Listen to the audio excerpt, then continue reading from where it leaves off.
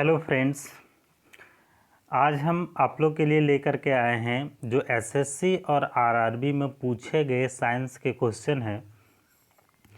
हमने तैयार किया है लगभग 5000 क्वेश्चन केवल साइंस से, और हम लोग स्टार्ट करेंगे फिजिक्स से, भौतिक विज्ञान से। टॉपिक वाइज है दोस्तों, और ये सारा के सारा बार बार पूछा हुआ क्वेश्चन है। तो हम लोग स्टार्ट करेंगे यांत्रिकी, मैकेनिक्स से। ये जो भौतिक स्टार्ट किए हैं, ज़्यादातर क्वेश्चन जो अभी रेलवे में पूछा जाता है वो फिजिक्स से पूछा जाता है दोस्तों। इसलिए देखिए, पहला आपका क्वेश्चन है, कार्य का एसआई मात्रक है। देखिए, ये यूपीएससी में भी पूछा हुआ है, आप चेक कर सकते हैं। यूपीएससी 1990 मतलब 1990 में पूछा गया है ये यूपीएससी का क्वेश्चन। और आरआरबी में पूछा गया है आपका 2005 में। आरआरबी में 2005 में पूछा गया है ये क्वेश्चन।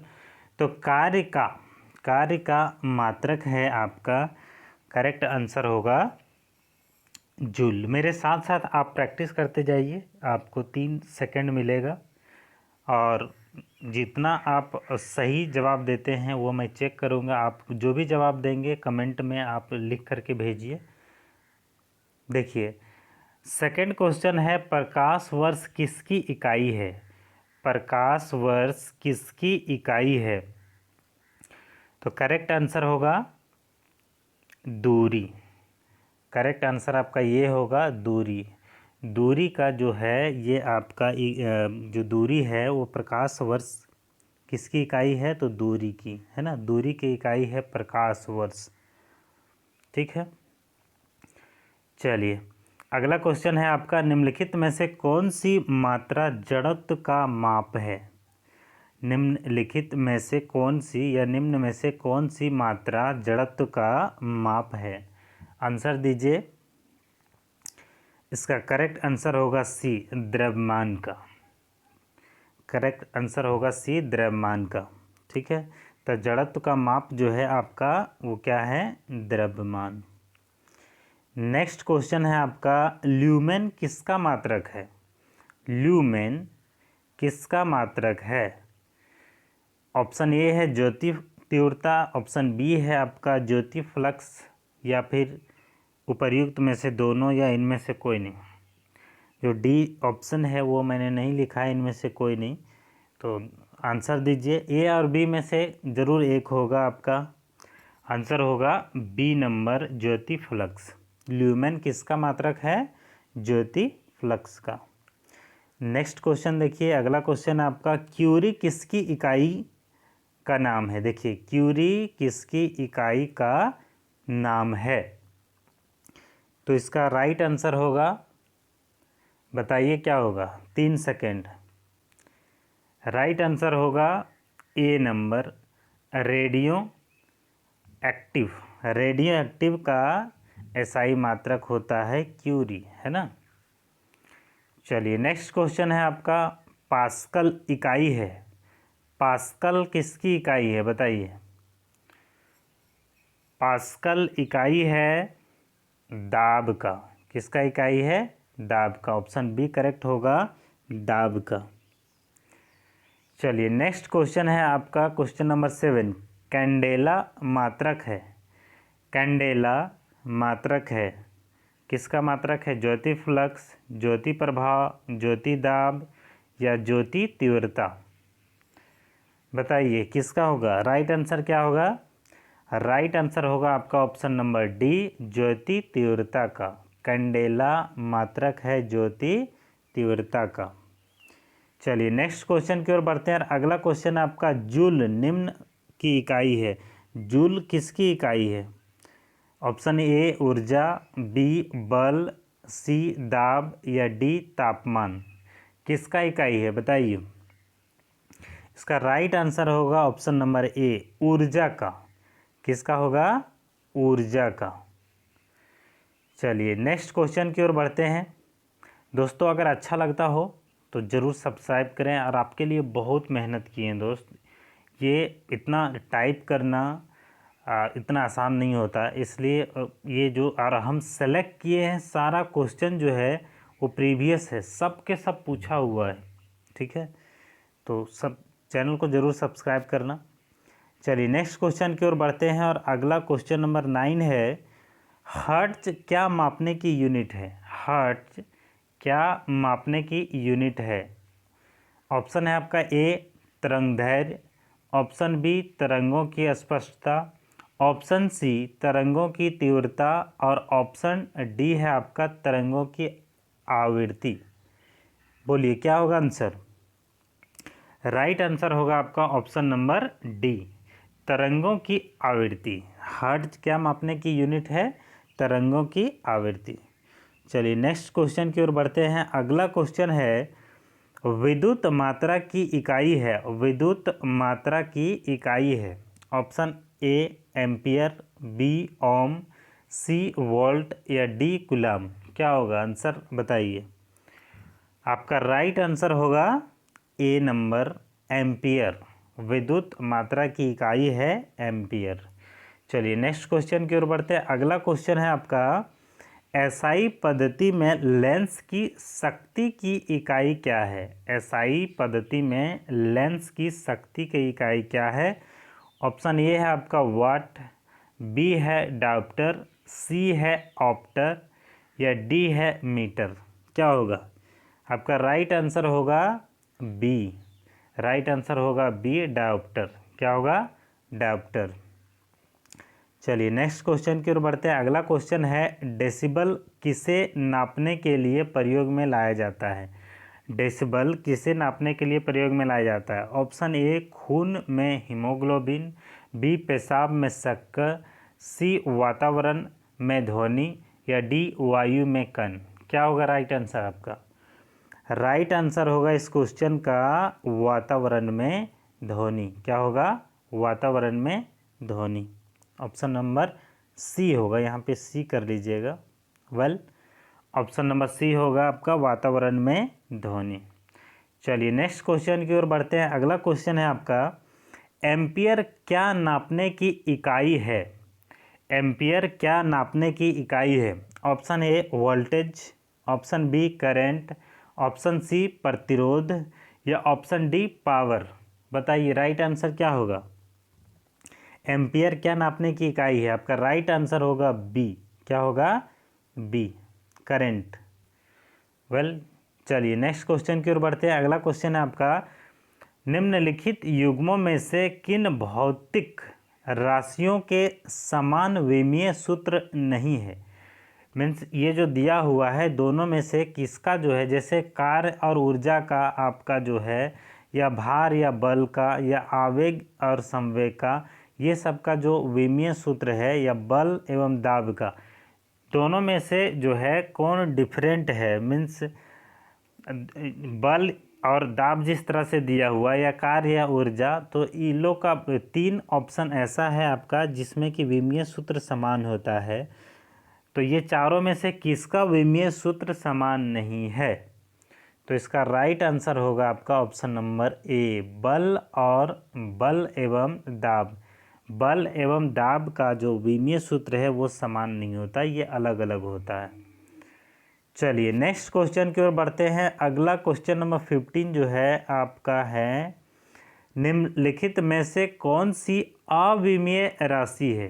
अविमीय, जिसका विमीय राशि नहीं हो सकता, अविमीय। ठीक है, ऑप्शन ए है आपका विकृति, ऑप्शन बी है श्यानता गुणांक, ऑप्शन सी है आपका गैस नियतांक और ऑप्शन डी है प्लांक नियतांक। तो बताइए क्या होगा राइट आंसर? आपका राइट आंसर होगा विकृति। विकृति जो है अविमीय राशि है। ठीक है, इसका विमीय राशि नहीं होता। चलिए नेक्स्ट क्वेश्चन की ओर बढ़ते हैं। अगला क्वेश्चन है आपका, निम्नलिखित में से एक सदिश राशि नहीं है। सदिश राशि नहीं है, कौन सा नहीं है? ऑप्शन नंबर ए संवेग, ऑप्शन नंबर बी वेग या ऑप्शन नंबर सी कोणीय वेग या ऑप्शन नंबर डी द्रव्यमान। बताइए जो सदिश राशि नहीं है, ठीक है, वो कौन सा है? कौन सा है जिसका सदिश राशि नहीं होता है? ये ऑप्शन नंबर डी होगा राइट आंसर आपका द्रव्यमान। द्रव्यमान एक सदिश राशि नहीं होता। चलिए नेक्स्ट क्वेश्चन की ओर बढ़ते हैं। अगला क्वेश्चन है अदिश राशि है। अदिश राशि कौन है? ऊर्जा, बल आघूर्ण, संवेग या उपर्युक्त में से सभी। अदिश राशि है, कौन है अदिश राशि?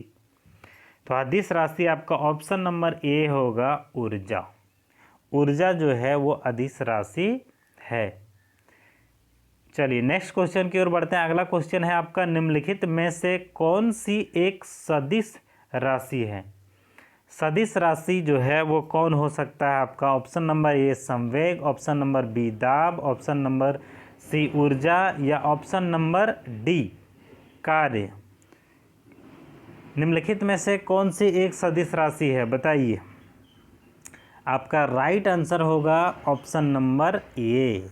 ऑप्शन नंबर ए संवेग।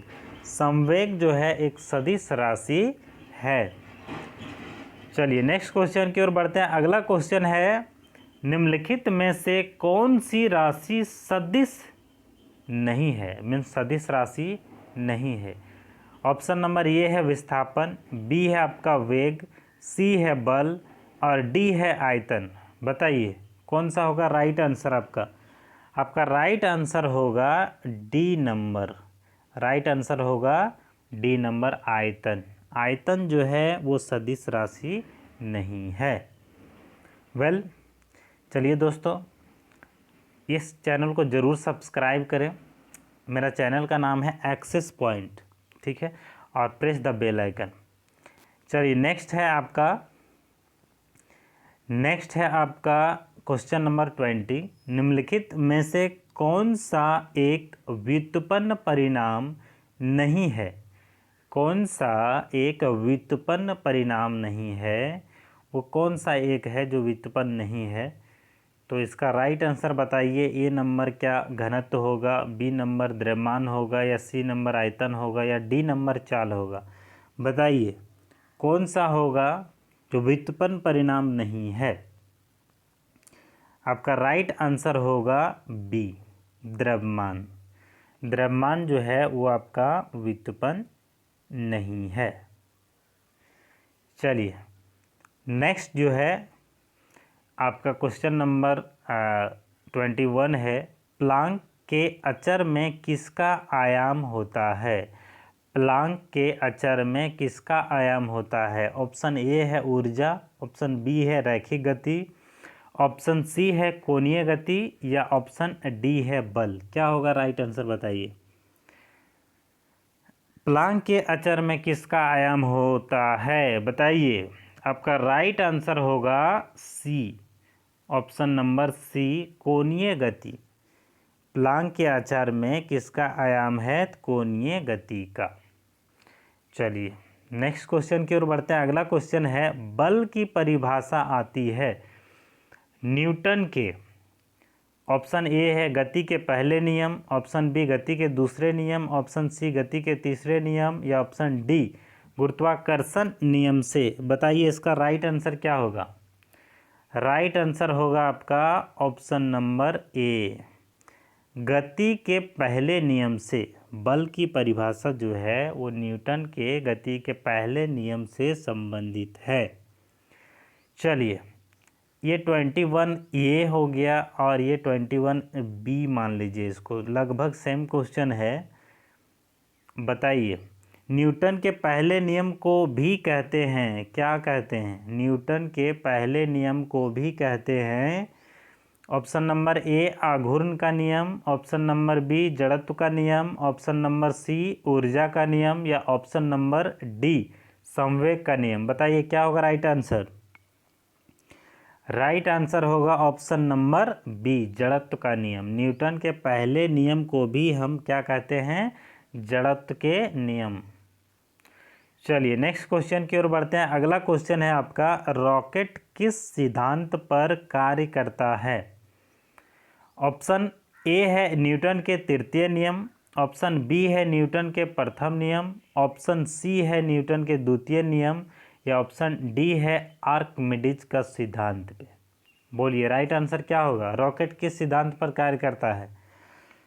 आपका राइट आंसर होगा ऑप्शन नंबर ए, न्यूटन के तृतीय नियम के सिद्धांत पर कार्य करता है। चलिए नेक्स्ट क्वेश्चन की ओर बढ़ते हैं। अगला क्वेश्चन है आपका 24।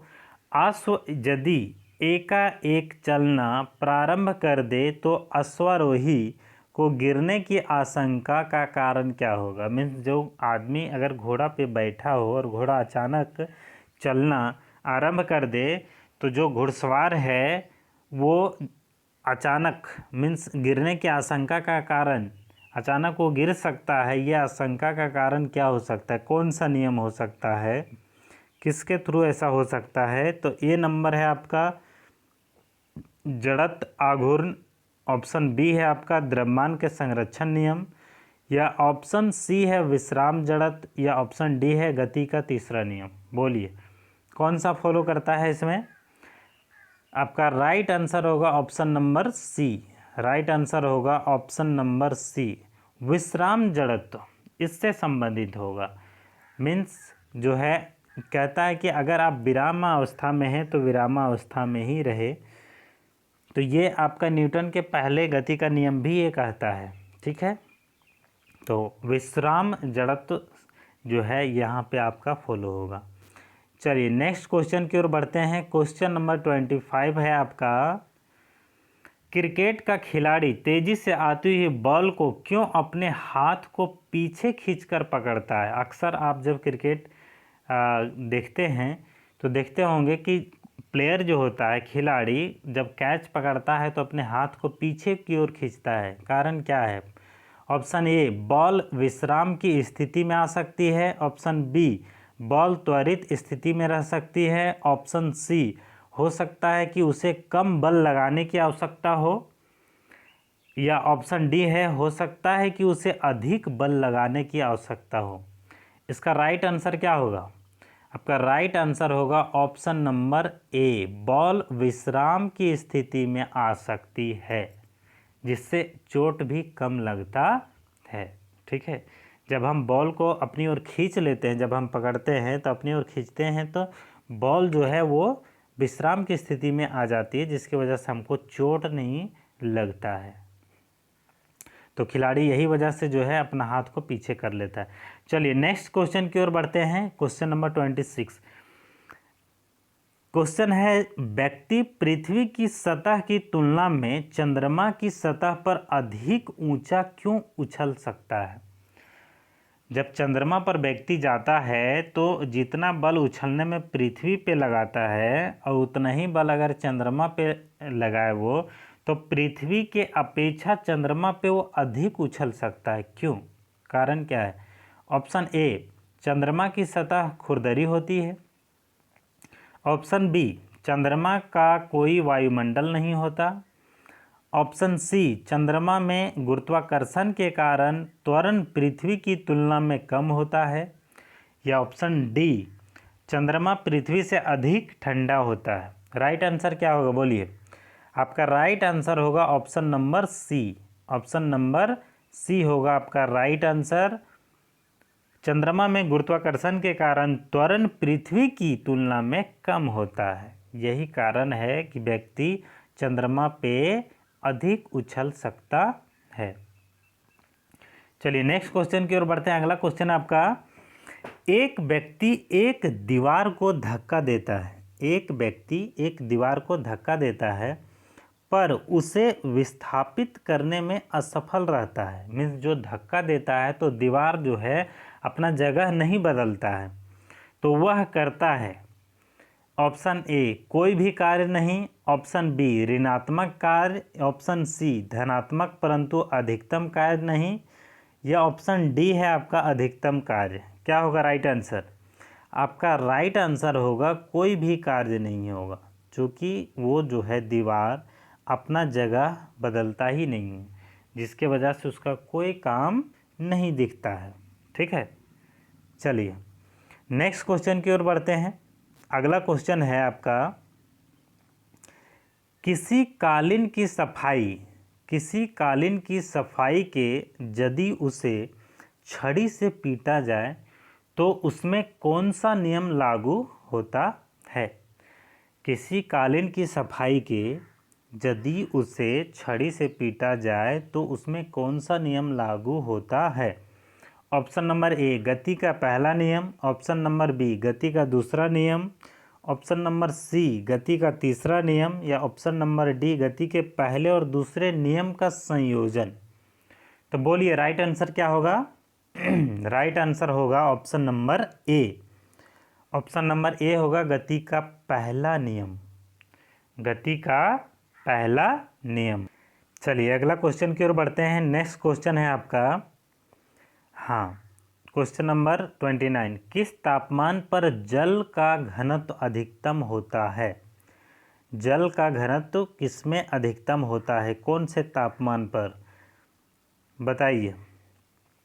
0 डिग्री पे, 1 डिग्री पे, या 2 डिग्री सेल्सियस पे, या 4 डिग्री सेल्सियस पे? 0 डिग्री सेल्सियस पे, 1 डिग्री सेल्सियस पे, या 2 डिग्री सेल्सियस पे, या आपका 4 डिग्री सेल्सियस पे? बताइए। जल का घनत्व अधिकतम होता है, ये आपका राइट आंसर होगा 4 डिग्री सेल्सियस पे। देखिए यही होता है कि समुद्र में अगर बर्फ़ का जमाव हो जाए, अंटार्कटिका में अक्सर ऐसा होता है कि अगर बर्फ़ का जमाव हो जाता है उसके बावजूद नीचे जो होता है वो मछली जीवित रहता है। कारण क्या है? क्योंकि ऊपरी जो सतह होता है वो 4 डिग्री सेल्सियस पे पूरा जम जाता है और निचला सतह जो है वो नहीं जम पाता है, जिसके वजह से मछली जिंदा रह लेता है। ठीक है, चलिए नेक्स्ट क्वेश्चन की ओर बढ़ते हैं। अगला क्वेश्चन है आपका, तैराक को नदी के मुकाबले समुद्री पानी में तैरना आसान क्यों लगता है? देखिए जब जो तैराकी होता है अगर नदी में और तालाब में तैरे, समुद्र में तैरे, तो दोनों में से उसको समुद्र में आसान लगता है तैरना नदी के अपेक्षा। कारण क्या है? ऑप्शन नंबर ए समुद्री पानी में प्रदूषण कम होता है, ऑप्शन नंबर बी समुद्री तरंगें तैराक को तैरने में सहायक होती है, या ऑप्शन नंबर सी समुद्री पानी का घनत्व साधारण पानी से ज़्यादा होता है, या ऑप्शन नंबर डी समुद्र में पानी का आयतन ज़्यादा होता है। बताइए राइट आंसर क्या होगा? राइट आंसर होगा आपका ऑप्शन नंबर सी, समुद्री पानी का घनत्व साधारण पानी से ज़्यादा होता है, जिसके कारण तैराक को तैरने में आसानी फील होता है। चलिए नेक्स्ट क्वेश्चन की ओर बढ़ते हैं। अगला क्वेश्चन है आपका, हाँ, 31। देखिए जब एक ठोस पिंड को पानी में डुबोया जाता है तो उसके भार में ह्रास होता है, यह कितना होता है? ऑप्शन नंबर ए विस्थापित पानी के भार के बराबर, ऑप्शन नंबर बी विस्थापित पानी के भार से कम, ऑप्शन नंबर सी विस्थापित पानी के भार से अधिक, या ऑप्शन नंबर डी विस्थापित पानी के भार से संबंधित नहीं। बताइए राइट आंसर क्या होगा? राइट आंसर होगा आपका ऑप्शन नंबर ए विस्थापित पानी के भार के बराबर। मीन्स जितना वो पानी हटा पाता है उसके भार के बराबर होता है। ठीक है, चलिए तो राइट आंसर क्या होगा आपका? ऑप्शन नंबर ए। चलिए नेक्स्ट क्वेश्चन की ओर बढ़ते हैं। अगला क्वेश्चन है, बर्फ के टुकड़े को आपस में दबाने पर टुकड़े आपस में चिपक जाते हैं क्योंकि? ऑप्शन नंबर ए है आपका दाब अधिक होने से बर्फ का गलनांक घट जाता है, ऑप्शन नंबर बी दाब अधिक होने से बर्फ का गलनांक बढ़ जाता है, या ऑप्शन नंबर सी दाब अधिक होने से बर्फ का गलनांक पहले घटता है फिर बढ़ता है, या ऑप्शन नंबर डी दाब व गलनांक में कोई संबंध नहीं है। बोलिए राइट आंसर क्या होगा? इसका राइट आंसर होगा ऑप्शन नंबर ए। ऑप्शन नंबर ए, दाब अधिक होने से बर्फ का गलनांक जो होता है वो घट जाता है। क्या होता है? घट जाता है। चलिए नेक्स्ट क्वेश्चन की ओर बढ़ते हैं। अगला क्वेश्चन है आपका, हम दलदली सड़कों पर क्यों फिसलते हैं? हम दलदली सड़कों पर क्यों फिसलते हैं? ऑप्शन नंबर ए है गुरुत्वाकर्षण बल के कारण, ऑप्शन नंबर बी अपेक्षित बल के कारण, या ऑप्शन नंबर सी घर्षण बल की कमी के कारण, या ऑप्शन नंबर डी घर्षण बल की अधिकता के कारण। बोलिए राइट आंसर क्या होगा? राइट आंसर होगा आपका ऑप्शन नंबर सी घर्षण बल की कमी के कारण। चलिए नेक्स्ट क्वेश्चन की ओर बढ़ते हैं। अगला क्वेश्चन है आपका कि प्रकाश वोल्टीय सेल के प्रयोग से सौर ऊर्जा का रूपांतरण करने से निम्न में से किसका उत्पादन होता है?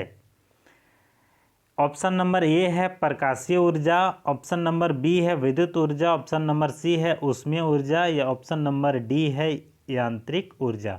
बोलिए राइट आंसर क्या होगा? राइट आंसर होगा आपका ऑप्शन नंबर ए प्रकाशीय ऊर्जा। क्या होगा? प्रकाशीय ऊर्जा। चलिए नेक्स्ट क्वेश्चन की ओर बढ़ते हैं। अगला क्वेश्चन है आपका 35 नंबर। जब हम रबड़ के गद्दे वाले सीट पर बैठते हैं या गद्दे पर लेटते हैं तो उसका आकार परिवर्तन हो जाता है, ऐसे पदार्थ में पाया जाता है। क्या पाया जाता है? ऑप्शन नंबर ए है आपका गतिज ऊर्जा, ऑप्शन नंबर बी है स्थितिज ऊर्जा, और ये ऊर्जा होगा, और ऑप्शन नंबर सी है संचित ऊर्जा, और ऑप्शन नंबर डी है विखंडन ऊर्जा। बोलिए क्या होगा?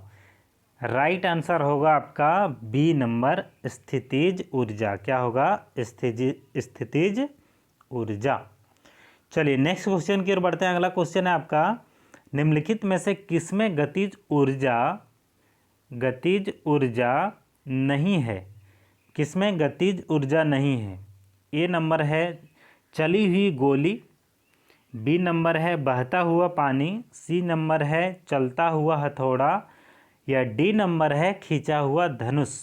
बोलिए किसमें गतिज ऊर्जा नहीं है? आपका राइट आंसर होगा ऑप्शन नंबर डी खींचा हुआ धनुष।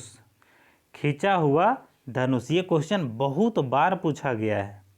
ठीक है, चलिए नेक्स्ट बढ़ते हैं। अगला क्वेश्चन है जब एक चल वस्तु की गति दुगुनी हो जाती है तो उसकी गतिज ऊर्जा क्या होगी? ऑप्शन नंबर ए दुगुनी, ऑप्शन नंबर बी चौगुनी, ऑप्शन नंबर सी समान रहती है, या ऑप्शन नंबर डी 3 गुनी बढ़ जाती है। बताइए राइट आंसर क्या होगा? आपका राइट आंसर होगा option number B. Right answer होगा ऑप्शन नंबर बी चौगुनी। क्या होती है? चौगुनी हो जाती है।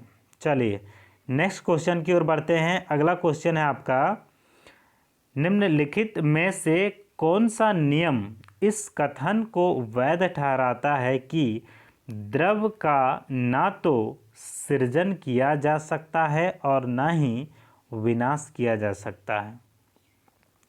बताइए। ऑप्शन नंबर ए है ऊर्जा संरक्षण का नियम, ऑप्शन नंबर बी है सातेलिए का नियम, ऑप्शन नंबर डी है द्रव्यमान संरक्षण का नियम, ऑप्शन नंबर सी है द्रव्यमान संरक्षण का नियम, और ऑप्शन नंबर डी है परासरण का नियम। बताइए राइट आंसर क्या होगा? राइट आंसर होगा आपका ऊर्जा संरक्षण का नियम। ऊर्जा संरक्षण का नियम। चलिए नेक्स्ट क्वेश्चन की ओर बढ़ते हैं। अगला क्वेश्चन है आपका स्वचालित वाहनों में द्रव चालित ब्रेकों का इस्तेमाल वस्तुतः किस नियम का सीधा अनुप्रयोग है? स्वचालित वाहनों में द्रव चालित ब्रेकों का इस्तेमाल वस्तुतः किस नियम का सीधा अनुप्रयोग है? ऑप्शन नंबर ए है आपका पास्कल का नियम, ऑप्शन नंबर बी है टोरिसेली का नियम, ऑप्शन नंबर सी है आर्किमिडीज का सिद्धांत, या ऑप्शन नंबर डी है आपका न्यूटन का नियम। बोलिए राइट आंसर क्या होगा? राइट आंसर होगा आपका ऑप्शन नंबर ए पास्कल का नियम। पास्कल का नियम जो है वो सीधा अनुप्रयोग में आता है द्रव चालित ब्रेकों का इस्तेमाल में, है ना। चलिए नेक्स्ट क्वेश्चन की ओर बढ़ते हैं। अगला क्वेश्चन है आपका रेल की पटरियां अपने वक्रों पर किस कारण से बैंक की गई होती है? किस कारण से बैंक की गई होती है? ऑप्शन नंबर ए है रेलगाड़ी के भार के क्षैतिज घटक से आवश्यक अपकेंद्री बल प्राप्त किया जा सके। ऑप्शन नंबर बी है रेलगाड़ी के पहिए और पटरियों की बीच किसी भी प्रकार का घर्षण उत्पन्न नहीं हो सकता।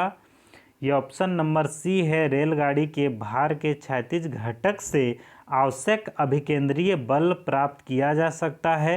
यह ऑप्शन नंबर डी है रेलगाड़ी अंदर की ओर नहीं गिर सकती। बोलिए राइट आंसर क्या होगा? राइट आंसर होगा आपका ऑप्शन नंबर सी, रेलगाड़ी के भार के क्षैतिज घटक से आवश्यक अभिकेंद्रीय बल प्राप्त किया जा सके। वेल चलिए नेक्स्ट क्वेश्चन की ओर बढ़ते हैं। अगला क्वेश्चन है आपका क्वेश्चन नंबर 41। साइकिल चलाने वाला मोड़ लेते समय क्यों झुकता है? साइकिल चलाने वाला मोड़ लेने के टाइम जो है क्यों झुकता है? ऑप्शन नंबर ए है साइकिल और आदमी की गति समान होनी चाहिए वरना साइकिल फिसल जाएगी। ऑप्शन नंबर बी है वह झुकता है ताकि गुरुत्व केंद्र आधार के अंदर बना रहे, वह उसे गिरने से बचाएगा। या ऑप्शन नंबर सी है वह झुकता है ताकि वक्र मार्ग पर चलने के लिए पहियों पर दबाव डाला जा सके। या ऑप्शन नंबर डी है वह झुकता है ताकि वक्र को और तेजी से पार कर सके। बोलिए राइट आंसर क्या होगा? राइट आंसर होगा आपका option number B. Option number B होगा राइट आंसर कि वह झुकता है ताकि गुरुत्व केंद्र आधार के अंदर बने रहे और वह उसे गिरने से बचाएगा। वेल तो ऑप्शन नंबर बी होगा राइट आंसर। चलिए नेक्स्ट क्वेश्चन की ओर बढ़ते हैं। अगला क्वेश्चन है आपका, हाँ, कोई साइकिल सवार किसी मोड़ में घूमता है तो वह, ये क्वेश्चन थोड़ा सा कट गया है, हम पढ़ दे रहे हैं अच्छा से। कोई साइकिल सवार किसी मोड़ में घूमता है तो वह बाहर की ओर झुकता है। ऑप्शन बी है अंदर की ओर झुकता है। या ऑप्शन सी है आगे की ओर झुकता है। या ऑप्शन डी है बिल्कुल नहीं झुकता। राइट आंसर क्या होगा बताइए? राइट आंसर होगा बी नंबर, अंदर की ओर झुकता है। चलिए नेक्स्ट क्वेश्चन की ओर बढ़ते हैं। अगला क्वेश्चन है आपका, जब दूध को प्रबल ढंग से मथा जाता है तो उसमें से क्रीम किस कारण से अलग हो जाती है? ये बहुत ही इंपॉर्टेंट है, बहुत बार पूछा गया क्वेश्चन है ये। ऑप्शन ए है आपका अपकेंद्रीय बल, ऑप्शन बी है अभिकेंद्रीय बल, या ऑप्शन सी है गुरुत्व बल, या ऑप्शन डी है आपका घर्षण बल। बोलिए राइट आंसर क्या होगा? राइट आंसर होगा आपका ए नंबर, अभिकेंद्रीय बल। क्या होगा? अभिकेंद्रीय। चलिए नेक्स्ट क्वेश्चन की ओर बढ़ते हैं। अगला क्वेश्चन है आपका 44 नंबर, निम्नलिखित में से क्या रैखिक बल के संरक्षण के आधार पर कार्य करता है? निम्नलिखित में से क्या रैखिक बल के संरक्षण के आधार पर कार्य करता है? ऑप्शन ए है रॉकेट, बी है हेलीकॉप्टर, सी है जेट, या डी है विमान। बोलिए राइट आंसर क्या होगा? राइट आंसर होगा आपका सी नंबर, जेट। जेट जो है संरक्षण के आधार पर कार्य करता है, रैखिक बल के संरक्षण के आधार पर कार्य करता है जेट।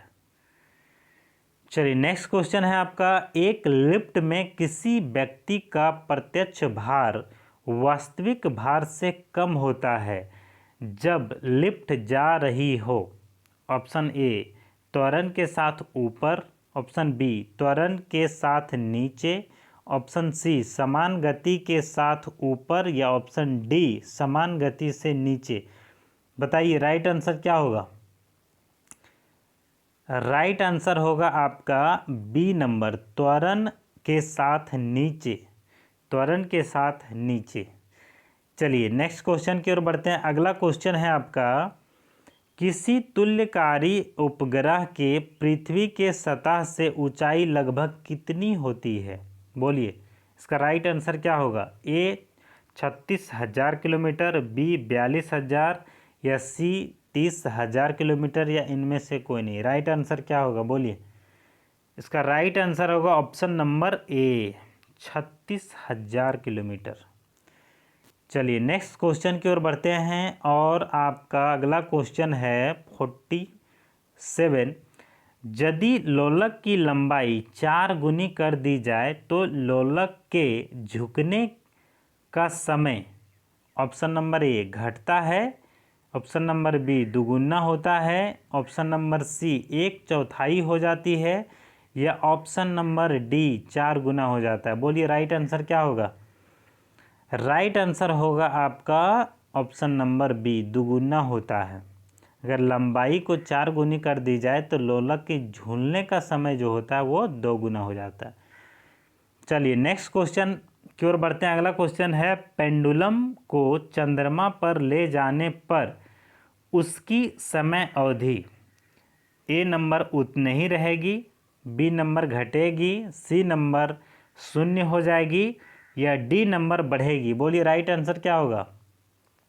राइट आंसर होगा आपका डी नंबर बढ़ेगी।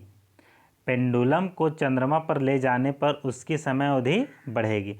चलिए नेक्स्ट क्वेश्चन की ओर बढ़ते हैं। अगला क्वेश्चन है आपका, तेल की एक छोटी बूंद पानी पर फैल जाती है क्योंकि ए नंबर है आपका तेल की श्यानता अधिक होती है, बी जल की श्यानता अधिक होती है, या सी तेल का पृष्ठ तनाव अधिक होता है, या डी जल का पृष्ठ तनाव अधिक होता है। बोलिए राइट आंसर क्या होगा?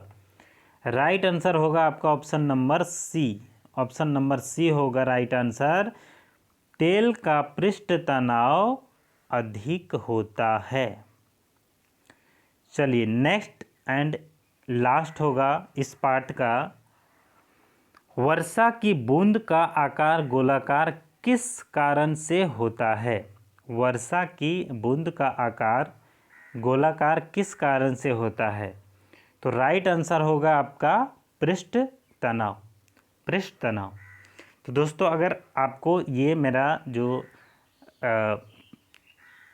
जो कोशिश है 5000 क्वेश्चन कराने का, ये इसका पार्ट 1 है, और पार्ट 1 में हमने किया 50 क्वेश्चन। पर डे लेकर के आएंगे 50 क्वेश्चन, ताकि आपको बोर ना लगे पढ़ने में। और इतना हम कंप्लीट करेंगे साइंस का, चूँकि अभी आपका रेलवे का एग्ज़ाम आने वाला है और एसएससी का जो एग्ज़ाम नहीं हो पाया था एलडीसी का, वो आने वाला है। तो बहुत ही इम्पोर्टेंट है। अगर वीडियो अच्छा लगे आपको तो चैनल को सब्सक्राइब करें, वीडियो को ज़्यादा से ज़्यादा अपने फ्रेंड या ग्रुप में, व्हाट्सएप ग्रुप में भेजें, ताकि सभी इसका फ़ायदा उठा सकें। और जो बेल आइकन है उस पर ज़रूर प्रेस करें, ताकि नोटिफिकेशन आपको सबसे पहले मिले। Well, thanks for watching. आपका दिन शुभ हो।